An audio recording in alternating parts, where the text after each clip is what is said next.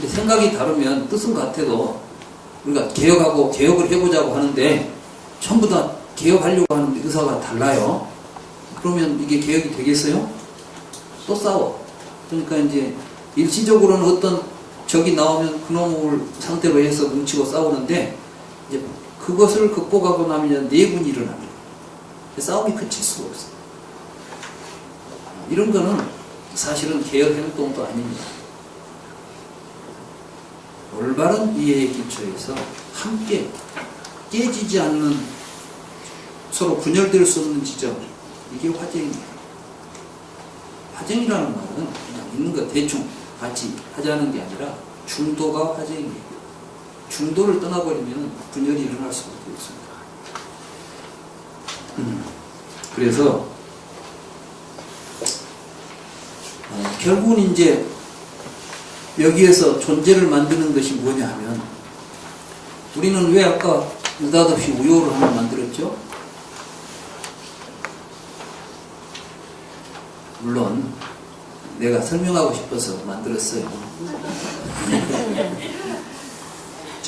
내 의도가 작용했죠. 근데 실제로 우리는 이 세상에 있는 존재를 만들 때 거기에 욕구가 개입이 돼요. 아셔야 돼요. 이게 왜 컵이죠? 그렇죠. 우리가 만약에 물을 마실 필요가 없다면 세상에 컵이 존재할 수 있겠어요, 없겠어요? 예? 물을 마시기 위해서 컵이라는 이름을 지어서 사용하는 거예요. 산하고 들하고 경계하세요? 산이 들 없이 산만 있는 산 보셨어요? 아니죠. 근데 왜 우리는 저건 산이라고 부르고 들이라고 부르면서 어디서부터 어디까지가 산이고 어디서부터 어디까지가 들인 경계선을 그어낼 수 있어요? 없어요? 없어요. 그냥 땅덩어리야. 높고 낮은 땅덩어리야. 우리는 그걸 가지고 산이라는 이름을 부르고 들이라는 이름을 붙여요. 왜? 우리가 그걸 붙여서 사용할 의미가 있습니다. 세상의 모든 것은 다 우리가 조작해낸 개념의 세계입니다. 그의 중생들의 세계인 것입니다. 이 세계의 실상을 알아서 극복하고 그 세계를 바르게 이해하고 살도록 가르치는 것이 불교입니다.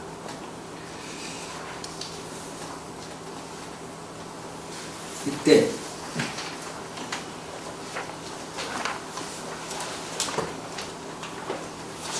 부처님께서는 그래서 이런 말씀을 하신 것이죠. 이러한 논의들은 이것은 진실도 아니고 다르마에 어긋난다는 거예요. 이 다르마라는 말이 굉장히 중요합니다. 이 부처님께서 이제 말림과 붓다에게 왜 도가사를 뽑지 않느냐라고 이야기했죠.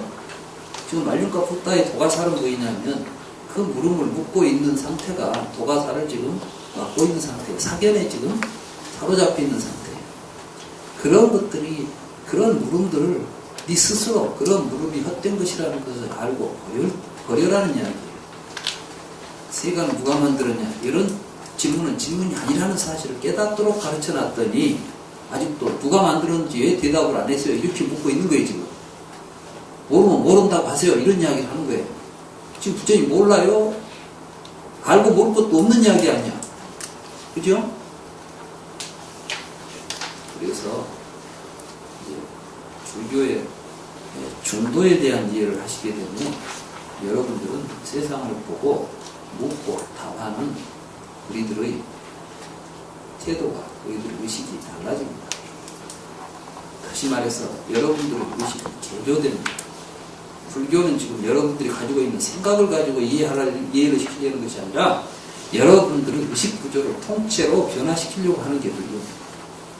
그러니까 불교를 통해서 자기를 고집을 하시지 말고, 저는 그렇습니다. 제가 불교 공부하면서 저는 무수히 깨졌어요. 내가 가지고 있는 생각. 나도 꽤 나름 똑똑하고 내 나름 뭔가를 잘 알고 있다고 생각했는데 불경을 읽을 때마다 낙담을 했어요. 도대체 이게 무슨 말인지 모르겠어요.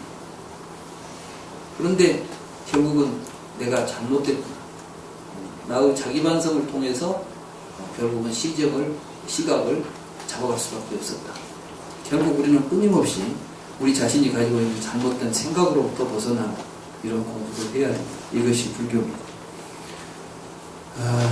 그래서 이제 여기 보면 의에 상응하지 않고 법에 상응하지 않고 열반으로 나아가지 못한다. 이런 이제 하문경전에는 이렇게 이제 크게 세 가지로 나오게 되고 니까야에는 그것과 연관되어서 좀 더 자세한 이야기들을 하고 있습니다. 여기에서 이제 보면 영리, 이욕, 멸진, 적정, 체험적지, 정견, 열반 이런 이야기가 나와요. 영리라는 건 뭐냐 하면 우리는 우요라는 어떤 존재를 우리가 만들어 놓고 그 존재에 대해서 뭐라고 말하는 것은 무엇 때문이죠? 우리들의 욕구가 작용하죠. 만약에 그 우유와 요구르트 사이에 있는 덜 된 요구르트가 맛도 없고 영양가도 없고 우리들은 관심을 끌지 않았다면 우리는 거기다가 이름을 붙이려고 했겠어요, 안 했겠어요?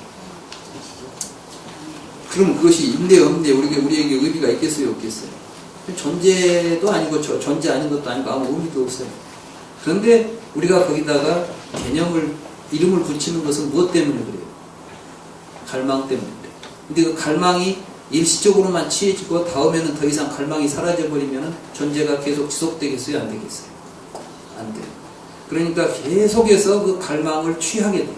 그래서 가래를 연하여 취가 있고 취를 연하여 유가 있다 이런 이야기를 하는 거예요. 그러니까 12연기에서 H, 생, 노사 이런 것들은 사실은 우리 의식 속에서 일어나고 있는 심리 현상의 흐름을 그대로 지금 반영하고 있는 겁니다.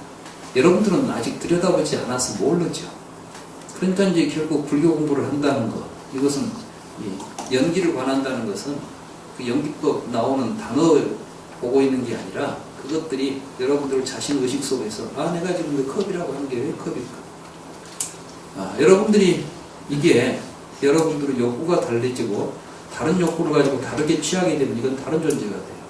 다른 존재 한번 만들어 볼까요? 굉장히 이제 가난해요. 근데 쌀이가 많이 있어요. 똑같이 나눠야 되겠어. 그죠? 근데 어떻게 나눠야 되지? 대박이 있어야 되겠죠? 이거 보니까 좋겠어. 이제 쌀을 이제 분배하기 위해서 썼어요. 이걸 컵이라고 해야 되겠어요? 대박이라고 해야 되겠어요? 네? 이 대박의 존재성은 무엇 때문에 나타났죠? 우리가 이걸 대박으로 쓰고자 하는 갈망이 있었죠? 이 갈망이 계속 취해지는 동안은 이게 대박이죠? 근데 이제 먹고 살기 좋아져가지고 쌀 나눌 것도 없고 대박은 필요 없이 됐어요. 그러면 이때는 이게 뭐가 되겠어? 이때는 이제 아무 필요 없는 쓸모없는 것이야. 이름도 없어져요. 세상의 모든 존재는 이렇게. 근데 사실은 중요한 것은 여러분들이 나라고 하는 것조차도 여러분들 안에서 일어나는 이러한 유아의 현상 속에 포함되어 있다는 겁니다. 근데 우리는 그것을 나라고 부르고 있는데 그 나가 세 가지로서 형성된다는 거예요. 우리 중생계에서. 그게 뭐냐면 요교, 세교, 무생리. 그러니까 우리들에게 자아를 분석해보면 여러분들은 자아의식을 분석하면 첫째는 뭐가 있냐면 욕망의 주체로서의 자아가 있어요. 여러분들이 나라고 하는 걸 보면 전부 욕심의 주인공을 나라고 불러요. 그렇죠? 그 다음에는 지각의 대상으로서 또 내가 나타나요. 이게 이제 세규예요. 이제 얼굴 형태나 이런 것들은 다른 사람들과 다르죠. 이런 구조들이 있어요. 여러분들의 의식세계 속에서 또 자기라고 집착하는 것들이 있어요. 이 세 가지가 요교, 세교, 무생이에요. 그래서 유실상을 철저하게 통찰해가는 과정을 구차재정이라고 부르고 이것이 바로 3계를 초월하는 길이에요. 그래서 이 3계를 욕계, 색계, 무색계라고 부르는 거예요. 유가 셋이니까. 그 욕계, 색계, 무색계가 행에 의해서 조작되고 있어요. 무명을 내는 행이 있다고 그랬죠. 그래서 그 행이 신구의 삼행이에요. 그 신구의 삼행을 철저하게 통찰하고 그것을 멸해서 존재의 유의 허구성 이걸 통찰하면서 연기성을 깨닫게 되면 이걸 보고 멸진했다고 말합니다. 그러니까 이 과정은 철저한 자기성찰과 깊은 철학적인 사색이 필요한 건데 이런 것들은 쏙 빠지고 어떤 수행의 기술을 통해서 뭔가 새로운 뭔가가 우리에게 신통력이 생기는 것을 수행이라고 생각한다면 신기루를 보고 쫓아가는 것과 다를 바가 없을 것입니다. 불교는 현실입니다. 불교는 지금 여기 있는 것을 지금 여기에서 지금 여기 있는 것을 있는 그대로 보고 지금 여기에서 우리가 행복할 길을 찾고자 하는 것이지 그 밖에 다른 것이 없습니다. 이것이 중도입니다. 그래서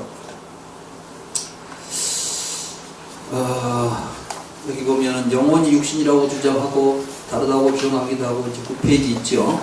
이들의 주장은 의미는 한 가지인데 각가지로 다르게 주장될 뿐이다. 영혼이 육신이라고 한다면 거기에는 범용이 있을 수 없다. 다르다고 해도 범용은 있을 수 없다.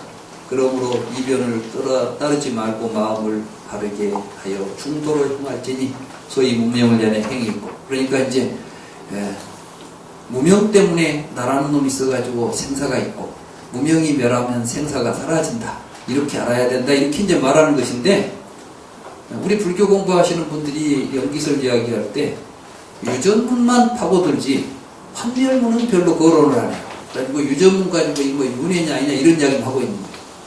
근데 실제로 연기설에서 지금 부처님이 유전문 이야기하려고 한 거예요. 목적은 판멸문회가 있어요. 판멸문회가 있잖아요. 그러니까 우리가 이제 부처님께서 왜 이 말씀을 하셨는가?